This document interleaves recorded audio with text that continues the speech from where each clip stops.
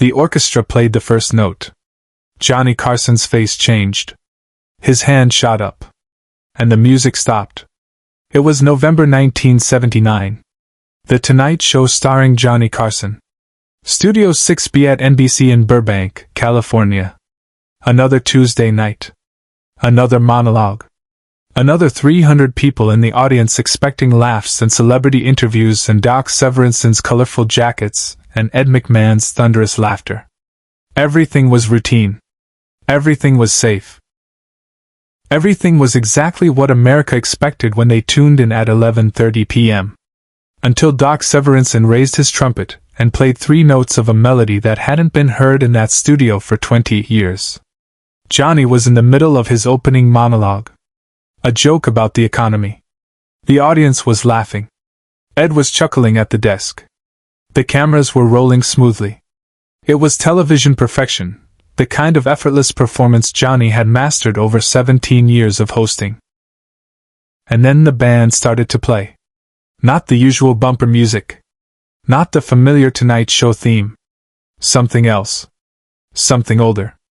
A melody that seemed to drift from another era entirely. Slow, melancholy, hauntingly beautiful. Johnny stopped mid-sentence. His smile vanished. His entire body went rigid. The audience noticed immediately. The laughter died. 300 people suddenly uncertain what they were witnessing. Johnny's right hand rose slowly, palm facing the band, fingers spread. The universal gesture for stop. "Hold it," he said, his voice sharp, cutting through the music. "Hold it. Doc, what are you playing?" The band continued for 2 more notes before Doc Severinsen, trumpet still at his lips, eyes closed in concentration, realized something was wrong. He lowered the instrument slowly, opening his eyes to find Johnny staring at him with an expression the bandleader had never seen in nearly 2 decades of working together. Carson stopped mid-monologue. The entire studio froze. The control room erupted into chaos. Director Bobby Quinn was screaming into his headset. "What's happening? Did we lose audio? Why did Johnny stop? Do we go to commercial?" Producer Fred de Cordova stood behind Bobby, hand on his shoulder, staring at the monitors. "No," Fred said quietly. "Keep rolling. Something's happening." On stage, Johnny hadn't moved. His hand was still raised. His eyes were locked on Doc Severinsen, who stood on the bandstand looking genuinely confused. "Doc," Johnny said again, his voice steadier now but carrying an edge the audience had never heard before. "That song. Why did you choose that song?" Doc glanced at his sheet music, then back at Johnny. It's on the card, Johnny. Producer's card said something different for the monologue bumper tonight.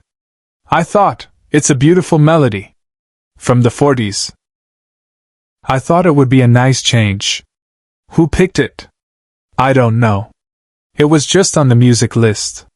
I've never played it before, but I've always loved it. It's called... I know what it's called. Johnny interrupted, his voice barely above a whisper now but somehow carrying through the entire studio. I know exactly what it's called. Ed McMahon shifted in his chair beside the desk, his jovial expression replaced by concern. Johnny? You okay, Pally? Johnny finally lowered his hand. He looked down at his desk, at the blue cue cards he'd been reading moments ago, now suddenly meaningless. When he looked back up, his eyes had a distant quality, like he was seeing something far beyond the studio walls. Ladies and gentlemen, Johnny said, addressing the audience directly, his monologue persona completely gone. I need to tell you a story. And I need you to understand why what just happened, why that music. He stopped, composing himself. I haven't heard that song in 20 years. Since 1951. And I made a promise that night that I would never let it be played again. The audience was completely silent. Doc had lowered his trumpet fully, holding it against his chest. The band members looked at each other uncertainly. The cameras stayed locked on Johnny. But maybe, Johnny continued, his voice thick with emotion. Maybe it's time. To understand what happened next, you need to understand what happened in 1951. Johnny Carson wasn't always Johnny Carson, king of late-night television. In 1951, he was a 25-year-old radio announcer at WOW in Omaha, Nebraska. Small station. Small salary. Big dreams. He did morning shows, read commercials, introduced songs, and wondered if he'd ever make it beyond the Midwest. He was also married to his college sweetheart, Jody Wolcott. They'd gotten married the year before. Young and in love and convinced they could build a life together despite having almost no money. Jody was a music student.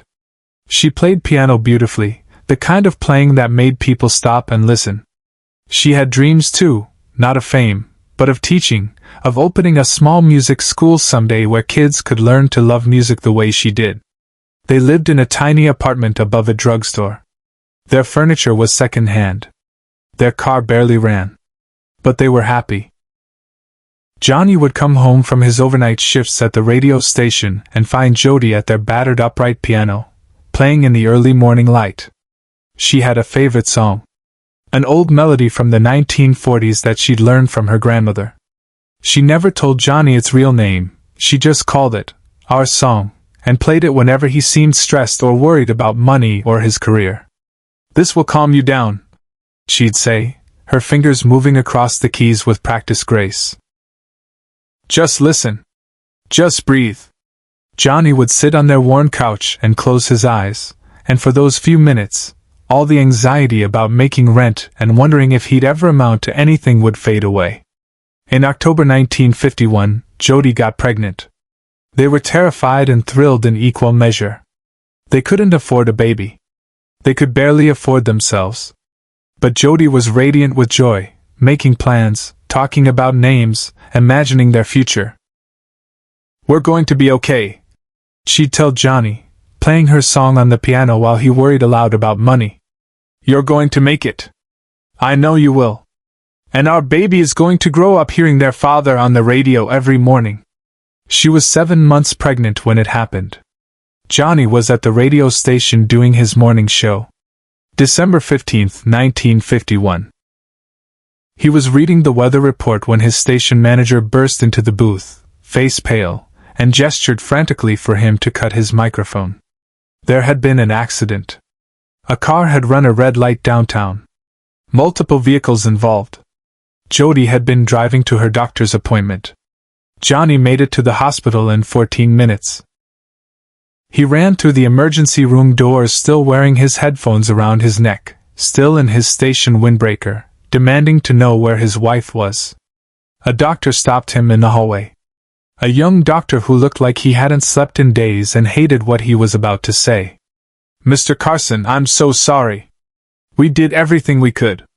The baby, a girl they'd planned to name Catherine, was gone. And Jody had slipped into a coma from which she would never wake. She died 3 hours later, never knowing Johnny was there, never opening her eyes again. Johnny Carson, 25 years old, sat in that hospital room holding his dead wife's hand and listening to the machine's flatline while somewhere in the building a radio played Christmas carols. Subscribe and leave a comment, because the most powerful part of this story is still ahead. The funeral was small. Johnny barely remembered it. He remembered his parents crying. He remembered Jody's piano teacher playing hymns on the church organ. He remembered standing at the cemetery in his only suit, the same suit he'd worn when they got married, wondering how the world could keep existing when everything had stopped. He went back to their apartment. To the silence. To the piano. He sat down on that worn couch where he'd listened to Jody play her song hundreds of times. He looked at the piano keys. And he made a decision that would define the next 3 decades of his life. He would never listen to that melody again. Never. It was hers. It belonged to a life that had ended. And he would lock it away with all the other memories he couldn't bear to touch. 3 months later, Johnny quit his job in Omaha and moved to Los Angeles to try television. He threw himself into work with ferocious intensity. He took any job, sketch comedy, game shows, writing gags for other performers. He remarried 2 years later. He never spoke about Jody. He never mentioned Nebraska. He never looked back. By 1962, he was hosting The Tonight Show. By the 1970s, he was the king of late-night television. Johnny Carson became a household name, beloved by millions, master of the monologue, the man who made America laugh before they went to sleep. But he never forgot his promise. That melody, Jody's song, would never be played in his presence. Never in his studio. Never on his show. He made sure of it over the years, quietly, without explanation. If a musical guest even hinted at playing it, the producers would redirect them. If Doc's band scheduled it, it would mysteriously disappear from the set list. For 20 years, Johnny Carson had successfully kept that promise. Until tonight. November 1979. When Doc Severinsen had innocently picked up his trumpet and played 3 notes of the melody Johnny had locked away with his first wife's memory. Backstage, he made a choice no producer would have ever allowed. The studio was still silent.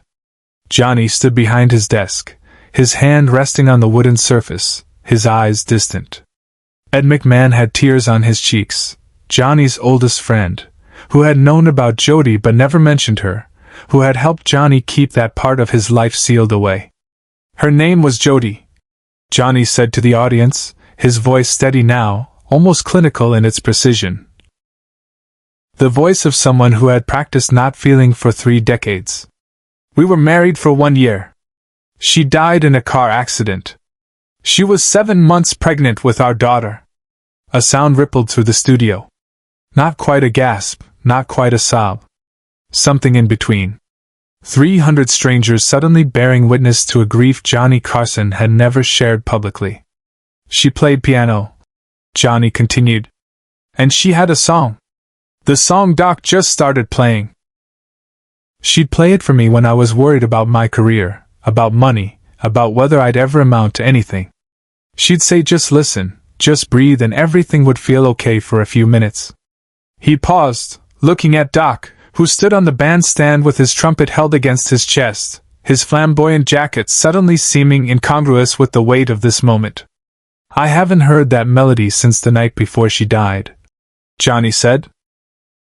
I made myself a promise that I would never listen to it again. That it belonged to her and to that life and I didn't deserve to carry it with me. The control room was silent. Fred de Cordova had tears streaming down his face. Bobby Quinn had stopped shouting into his headset. Every camera operator, every technician, every person involved in making The Tonight Show understood they were witnessing something that transcended television. Johnny reached into his desk drawer. He pulled out something small, a photograph, old and worn at the edges. He held it up toward the camera briefly. The image of a young woman at a piano, smiling at whoever was taking the picture. I've carried this in my desk since I started hosting this show, Johnny said. Every night for 17 years, it's been right here. And I've never told anyone why.